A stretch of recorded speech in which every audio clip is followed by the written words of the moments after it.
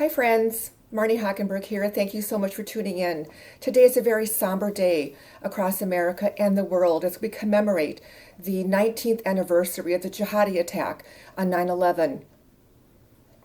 In order to commemorate this day, I'm going to read an article written by John Guandolo, who is president and founder of an amazing organization called Understanding the Threat, or UTT. Thank you, John, for writing this article and to the entire team for all that you do. I have taken your training. It is first class, and I highly recommend to my friends out there that you visit their website at understandingthethreat.com and subscribe to their Freedom Fund to help put freedom back on the offensive where it belongs. And the mission of Understanding the Threat is to empower citizens, elected officials, and police to dismantle the Marxist and communist and jihadi networks in the United States and reestablish America's founding principles in their communities. So, John, I'm going to read your article. Thank you so much. It is entitled, "Why Remember 9/11 If We Are Not Honoring the Dead by Avenging Their Deaths?" John writes, "It is September 11th, 2020. It has been 19 years since Sharia adherent Muslims attacked the United States, doing what normative and universally accepted Islamic teachings teach Muslims they must do. America went to war after 9/11 without ever conducting a professional analysis of Islam, despite the fact that our Islamic enemy universally states they rely on core Islamic doctrine, Sharia, for everything they do. The result? We lost the wars in Afghanistan, Iraq, Syria, and elsewhere, despite the fact that our military crushed the enemy on the battlefield. Our military generals and admirals proved they have no understanding of Islam. Our national security professionals continue to have no understanding of Islam, not even a clue. This ignorance is a very dangerous thing, since the Islamic leadership in America is working directly with the communists, destroying American cities and setting fire to our woodlands today. Islam is so simple to understand that Muslims teach it to young Muslim children in U.S. Islamic schools all across America. And what do Muslims teach their children about Islam? The singular purpose of Islam is to wage war against non-Muslims until Allah's divine law, Sharia, is imposed on the earth. How is it that U.S. leaders have an understanding of Islam which is exactly opposite of what 10-year-old Muslim children are taught in U.S. Islamic schools about Islam? Just ask yourself, is the threat of terrorism greater or less than it was immediately following the attacks on September 11th, 2001? Everyone knows the terrorist threat perpetuated by Sharia adherent Muslims has increased exponentially across the globe.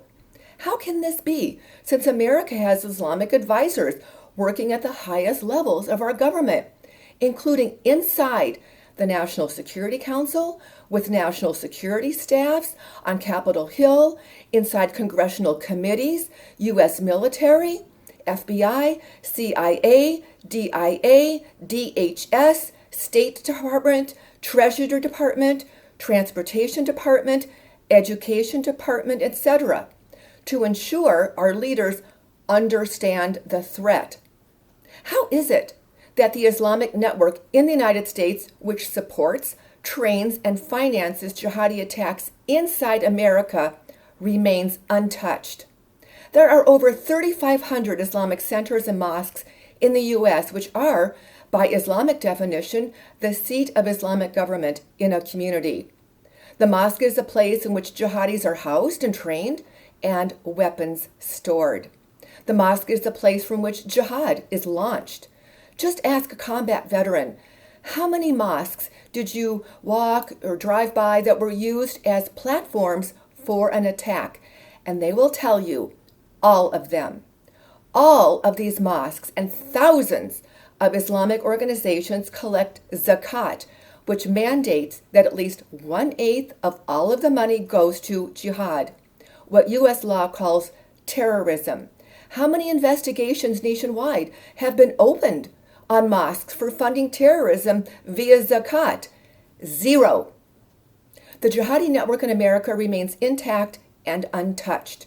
Jihadi organizations like Hamas doing business as the Council on American Islamic Relations, or CARE, Islamic Society of North America, U.S. Council of Muslim Organizations, Diyanet Center of America, Islamic Circle of North America, Muslim Student Association, MGAGE, American Muslims for Palestine, Muslim American Society, International Institute for Islamic Trust, Zakat Foundation, Al Dulles Area Muslim Society, Al Medina Institute, Muslim Legal Fund of America, Fiqh Council of North America Imams Federation, Assembly of Muslim Jurists of America, Council on Islamic Education, Islamic Relief, North American Islamic Trust, Islamic Medical Association of North America, and many more are operating at full power inside the United States.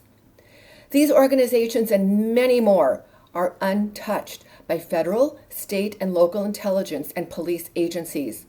As a matter of fact, in many cases, our leaders and our police intelligence agencies actively work with these hostile enemy organizations, as well as with their local mosques. In August of 1998, while I was a special agent in the FBI, I worked recovery operations at the scene of the U.S. Embassy bombing in Nairobi, Kenya, perpetuated by Sharia adherent Muslims from Al-Qaeda. One of the tasks I performed was recovering human remains from inside the embassy. After the attack on the Pentagon on 9/11 by Sharia adherent Muslims from Al-Qaeda, I was again on the scene recovering parts of human beings destroyed by adherents of Islam.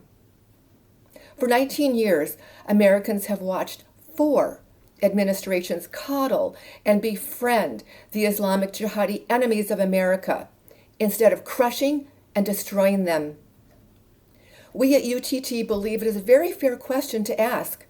How can American leaders honor the dead of 9/11 and those who died in the wars following those attacks when they befriend the leaders of the very network which nurtured and produced the jihadis who conducted these attacks, and allow the jihadi organizations which make up the network to continue their daily work to destroy America?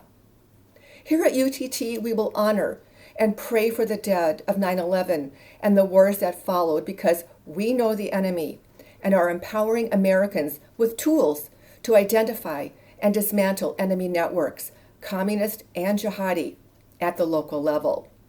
Join us as we honor the 9/11 fallen, and by taking the fight to the enemy and putting freedom back on the offensive where it belongs.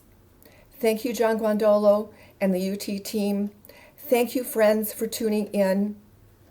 Today is a very somber day. Please learn about the threats, learn about Islam, learn about Sharia, learn about the communists. These are networks in the United States that are actively working to destroy our way of life, and we will not let that happen. God bless you. God bless America. And God bless President Trump. Thank you for tuning in. Bye-bye.